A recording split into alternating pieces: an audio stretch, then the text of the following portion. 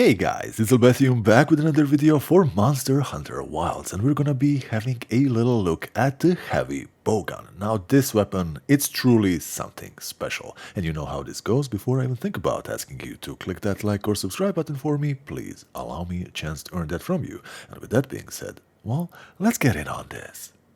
New gauge system and different kinds of ammo are some of the changes that this weapon is going to be having this time around. It is somewhat versatile, but still, this will be your pure hard-hitting weapon that gains that by trading in the mobility that you would normally find on the light version of the weapon. Now, speaking of the Light Bowgun, you will pretty much have the same ammo types that you have here: normal, spread, and piercing, each reflecting their effective range. Spread is essentially your shotgun, normal is for mid-range, and piercing is for longer ranged combat. Ignition mode, the mentioned new gauge system that this weapon has this time around, which you enter by simply pressing the circle button. This will switch you to special ammo, and of course using it will decrease the gauge. It does however refill over time or by simply landing damage on enemies. In this case, the Heavy Bowgun becomes a heavy machine gun, and the longer you keep firing, the more damage you actually deal. It is absolutely phenomenal for keeping the pressure on and dealing amazing damage and creating wounds quickly to deal even more damage.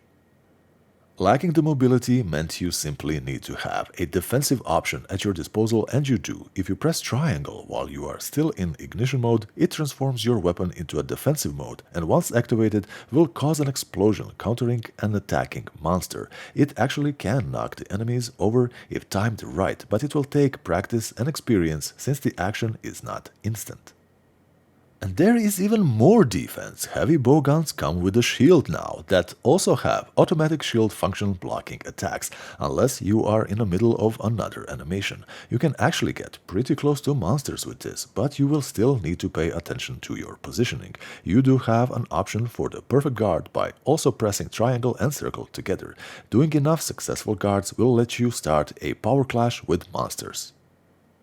And the last thing is going to be the Focus Blast. This is basically another shared trait with the Light Bowgun, where you get access to grenades that deal massive damage. With the change that Heavy Bowgun once take a second to detonate, it is ideal for shooting wounds. You can also charge it up for a harder hitting projectile when in ignition mode, but will cost you a little bit of the meter. You can have 3 and they also replenish on a timer.